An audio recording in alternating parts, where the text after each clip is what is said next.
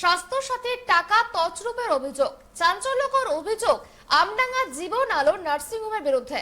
অপারেশনের নামে স্বাস্থ্য সাথী কার্ড থেকে তুলে নেওয়া হলো 18,000 টাকা।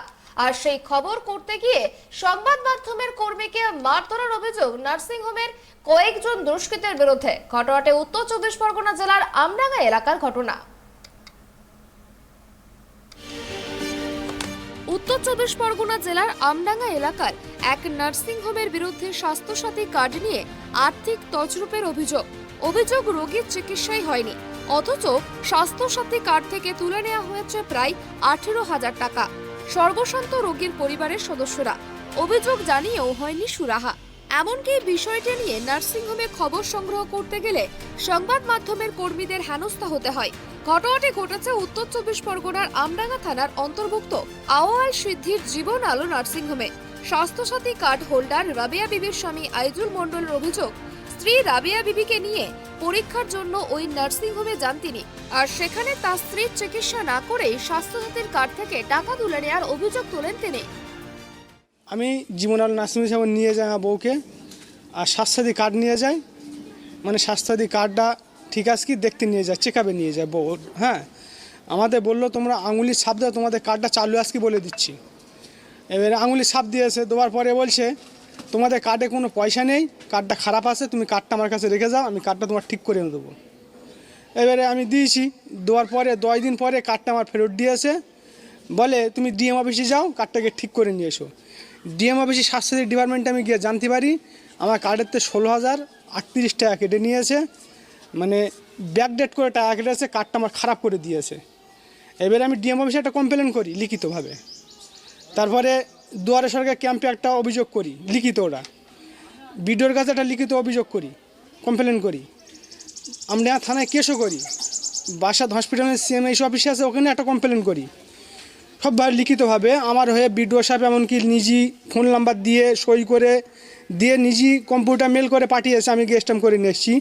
তা সত্ত্বেও আমি কোনো জায়গায় কোনো ব্যবস্থা পাইনি। হ্যাঁ না, আমি যেখানেই যাই আমাকে হেনস্থা করে তাড়িয়ে দেয়। ঠিক আছে, আমরা গরিব মানুষ, রাজ্য সরকার আমাদের কার্ড দিয়েছে, ওই নার্সিংহোমে কী অধিকার আছে আমি চিকিৎসা করি না, আমার কার্ডটা টাকা কেটে নিয়েছে, কার্ডটা খারাপ করে দিয়েছে। 16,038 টাকা।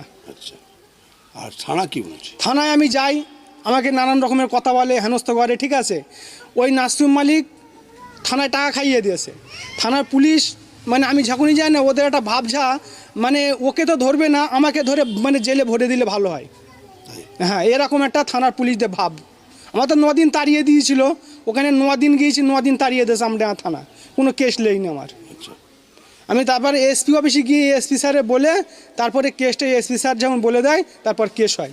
তার আগে বিডিও সাহেব লিখিত আমার কাছে কাগজ দিয়েছে যে আমরা থানায় তুমি যাও, আমি বলে লিখে দিচ্ছি, বলে দিচ্ছি কেসটা নেবে।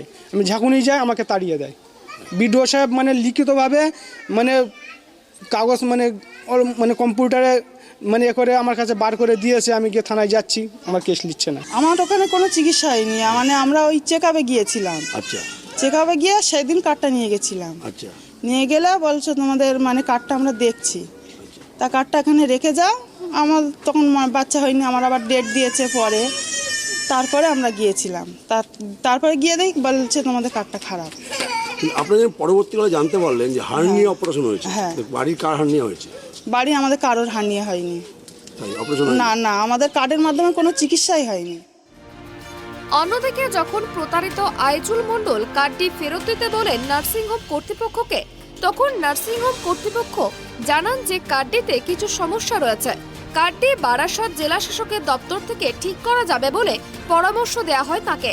এদিকে জেলা শাসকের দপ্তরে গিয়ে আইজুল জানতে পারে যে হার্নিয়া অপারেশনের নামে ওই টাকা তোলা হয়েছে।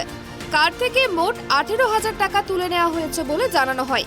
আইজুল স্বাস্থ্যসাথী দপ্তর, আমডাঙ্গা থানা, আমডাঙ্গা ব্লক সমষ্টি উন্নয়ন কার্যালয়, জেলা মুখ্য স্বাস্থ্য আধিকারিক, জেলা শাসকের দপ্তরে পরস্পর লিখিত অভিযোগ জানায়, কিন্তু কোনোভাবেই অর্থের সুরাহা হয়নি, এমনকি কার্ডেরও সুরাহা হয়নি।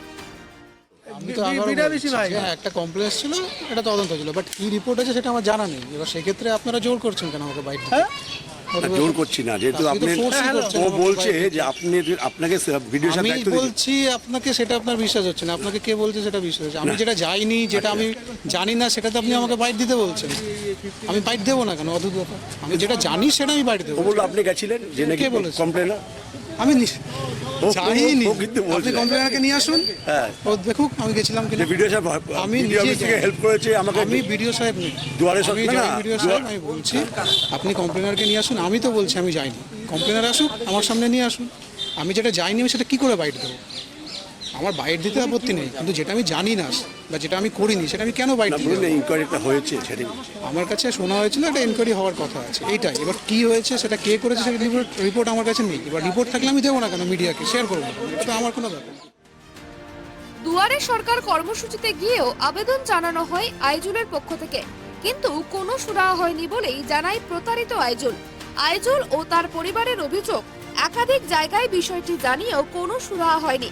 পাশাপাশি নার্সিংহোমের বিরুদ্ধেও নেওয়া হয়নি কোনো রকম ব্যবস্থা। দেখতে দেখতে একটা বছর কেটে গিয়েছে, তবে নার্সিংহোম চলছে বহাল তবিয়াতে। স্বাস্থ্যসাথীর টাকা তছরূপের অভিযোগ আমডাঙ্গা জীবন আলো নার্সিংহোমের বিরুদ্ধে। সেই খবর পড়তে গিয়ে সংবাদ মাধ্যমের কর্মীকে বেধড়ক মারধর করা হয় বলে অভিযোগ। সংবাদ মাধ্যমের ক্যামেরার ক্ষতি করা হয়, মোবাইল কেড়ে নেওয়া হয় বলে অভিযোগ উঠেছে। এবার সাংবাদিকরা দ্বারস্থ হয় আমডাঙ্গা থানার। রাবিয়া বিবি নামেও এক মহিলা একটা অভিযোগ করে, যে অভিযোগটা হচ্ছে তার স্বাস্থ্যসাথী কার্ডটা নেওয়া হয় একটা নার্সিংহোমের থেকে। নার্সিংহোমটার নাম হচ্ছে